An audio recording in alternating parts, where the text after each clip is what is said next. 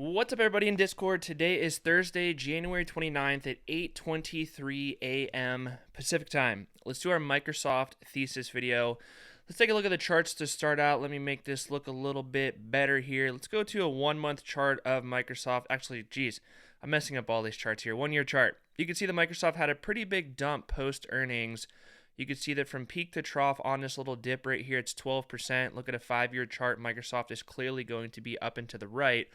But the thing about it is, the valuation level, in my opinion, was a little bit hot up here on Microsoft. So now it's just taking a little bit of a correction down because honestly, it's justified.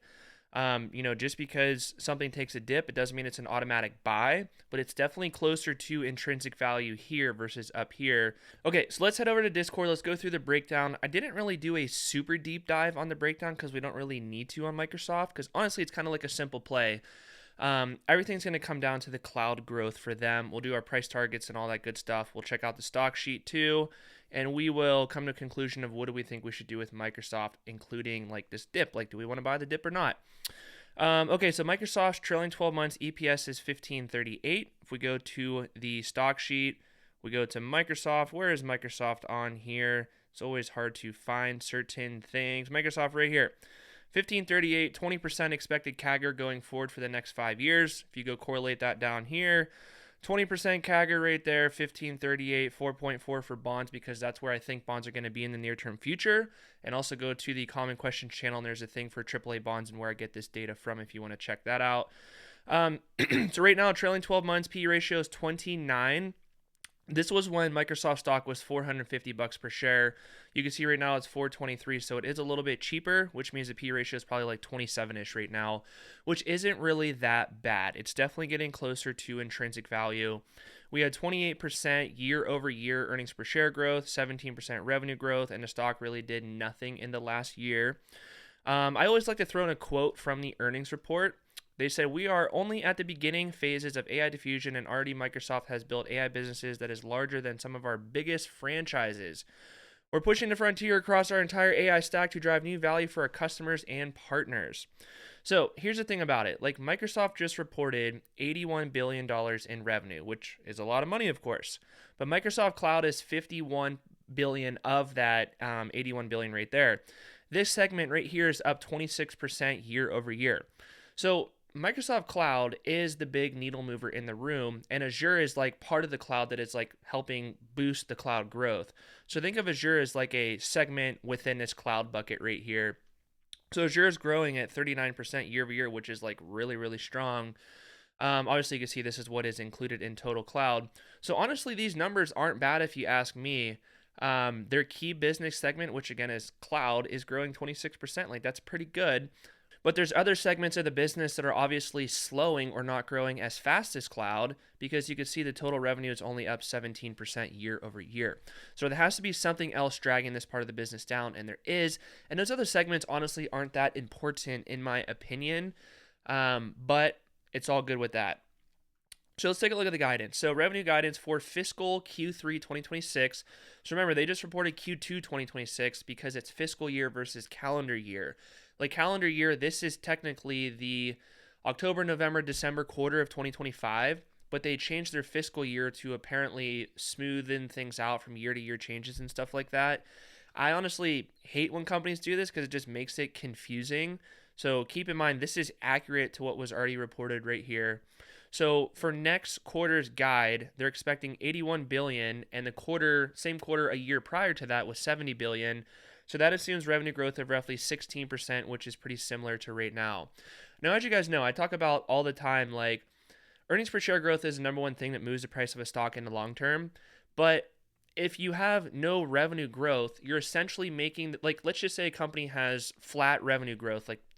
There's no revenue growth.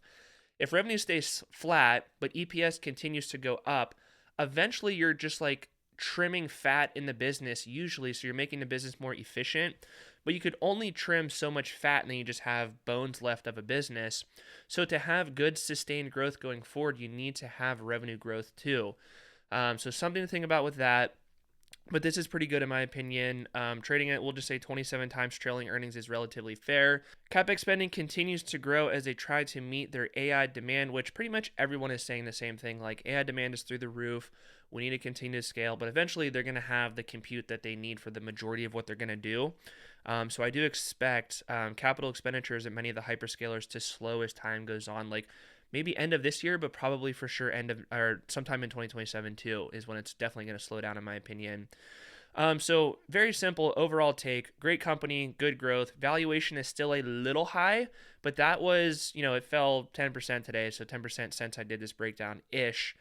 So here's the thing about it. This is the intrinsic value calculator. I have IV at roughly $415. You can see that right now we're at $422. If we take a look at the stock sheet, it's going to say the same thing right here. Microsoft, I have this column highlighted. 422 currently, 415 or 415 is the intrinsic value. Current share price is 422. So it's like 1 or 2% overvalued. And I mean, these numbers right here I think are going to be relatively accurate. But if I change the expected earnings per share growth by a little bit, it's going to make this above or below intrinsic value. So like look at this as like a big needle mover thing. Like it's largely at fair value in my opinion. Maybe it's a little bit overvalued, maybe it's a little bit undervalued, but largely it's at intrinsic value. And if you ask me, I think that if you do want to allocate to Microsoft right now, I don't think it's a bad idea, but of course keep your ratios in check. Okay, so let's go to the left and let's go for price targets for 2026 through 2030, and let's just run through the usual flow that we are going to do as always. So this is their earnings per share that they have reported for the trailing 12 months. We're going to assume a growth rate to that, and I do think that Microsoft's going to hold steady around 20%. So this is what earnings per share could possibly be at the end of 2026. So we have 18.45, and now we're going to assume a PE ratio.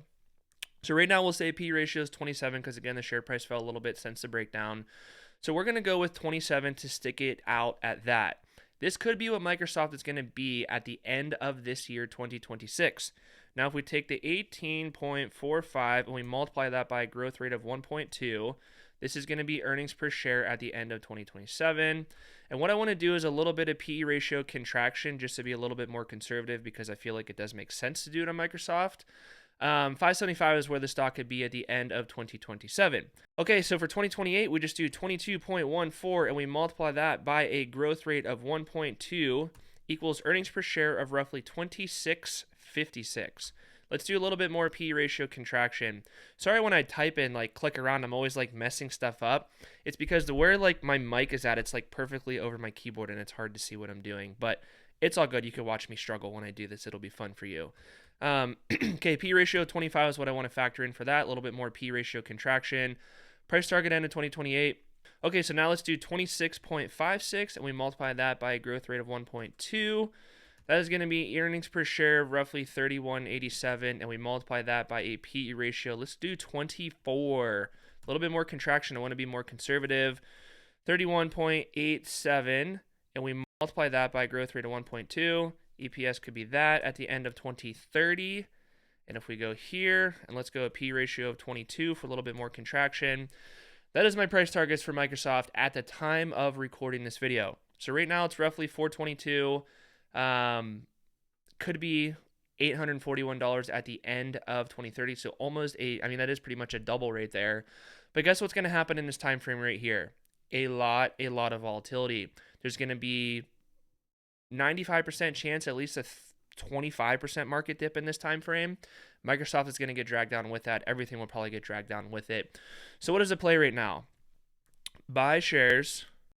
We're going to have options on a 2-year basis only. Because the longer that you hold options for, like you're going to have earnings per share capture from 1538.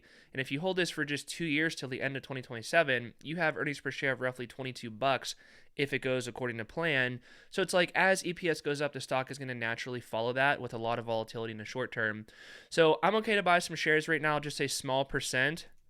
And I will update the stock sheet on this too. Options on a 2-year basis only. I will not be doing options yet on Microsoft, but if Microsoft continues to fall a little bit more or it just continues to trend sideways, I will consider doing options on Microsoft. But again, like we have to think about the overall market thesis. Like right now at the time of recording this video, you could see that the economic scorecard gets a 146 out of 200. So like things are okay, but they're not horrible. And also like I don't want to have my sold put assignment value too high. Like right now I'm at 21% again at the time recording this video. You can't allocate to everything. You have to pick the favorite things that you want to allocate to, because if you do go allocate to everything, you're going to realize that you're fully 100% invested up to your max acceptable assignment value. And if we get a dip, you're going to be more in survival mode instead of capitalization mode. So Microsoft, I will update this right here. I know it's a score of a 73, but I still think that Microsoft is okay to buy shares right now. And if you want to do options, only on a 2-year basis. But I will say Microsoft, yes, we could buy some shares right now. And I will say 3% of your portfolio. And all I'm going to do is take a little bit off of right here. And we're going to go to 13% bonds. And that's how we have like this, and